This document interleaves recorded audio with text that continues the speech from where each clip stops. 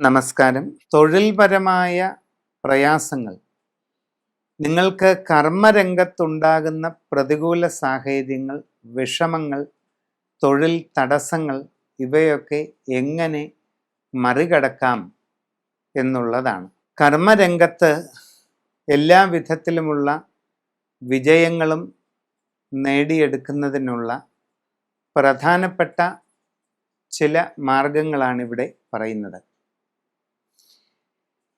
എല്ലാ കാര്യങ്ങളിലും വിജയം നേടിത്തരുന്ന ഏറ്റവും പവർഫുൾ ആയിട്ടുള്ള, ഏറ്റവും ശക്തമായ ഒരു അനുഷ്ഠാന മന്ത്രമാണ് ജയദുർഗാ മന്ത്രം എന്നത്. ദുർഗാദേവിയുടെ ഏറ്റവും ശക്തമായ ദേവതാഭാവമാണ് ജയദുർഗ. ഇറങ്ങിത്തിരിക്കുന്ന എല്ലാ കാര്യങ്ങളിലും വിജയം നേടിത്തരുന്ന വൈജയന്തി എന്ന പേരോടുകൂടിയ അനുഷ്ഠാന വിദ്യയുടെ ദേവതയാണ് ജയദുർഗ. അപ്പൊ ജയദുർഗ അനുഷ്ഠാനങ്ങൾ എന്തൊക്കെയാണ് നമ്മൾ ഇവിടെ ചെയ്യാവുന്നത് എന്ന് നോക്കാം.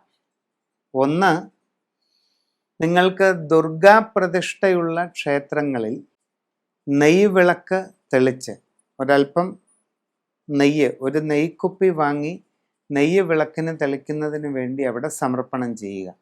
നെയ്യ് വിളക്ക്, ത്രിമധുര നിവേദ്യം, കദളിപ്പഴം, ശർക്കര, തേൻ ഇവ ശരിയായ അളവിൽ ചേർത്ത് ഉണ്ടാക്കുന്നതായ അതിമധുരമായ ത്രിമധുര നിവേദ്യം ചെയ്ത് ജയദുർഗാ മന്ത്രം കൊണ്ട് പുഷ്പാഞ്ജലി. ഇത് വളരെ പ്രധാനപ്പെട്ട ഒരു അനുഷ്ഠാനമാണ്.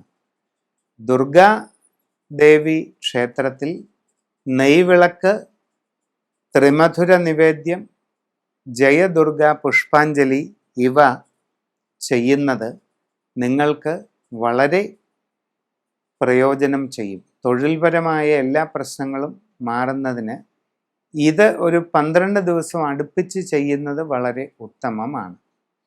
പിന്നെ നിങ്ങളുടെ ഗൃഹത്തിൽ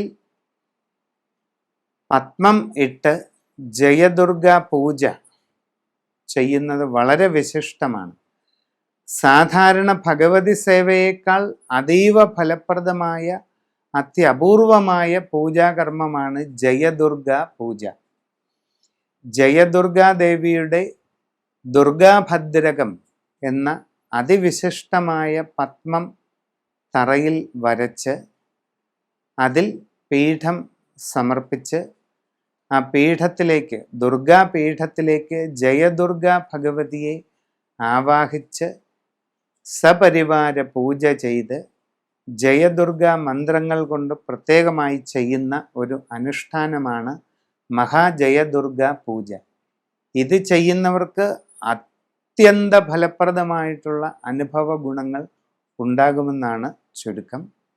ഇങ്ങനെ നിങ്ങളുടെ കർമ്മരംഗത്ത് തൊഴിൽപരമായ പ്രതിബന്ധങ്ങളെല്ലാം തരണം ചെയ്യുന്നതിന് ഈ ജയദുർഗ പൂജ, ജയദുർഗ അനുഷ്ഠാനം വളരെ ഫലപ്രദമാണ്. നമസ്കാരം.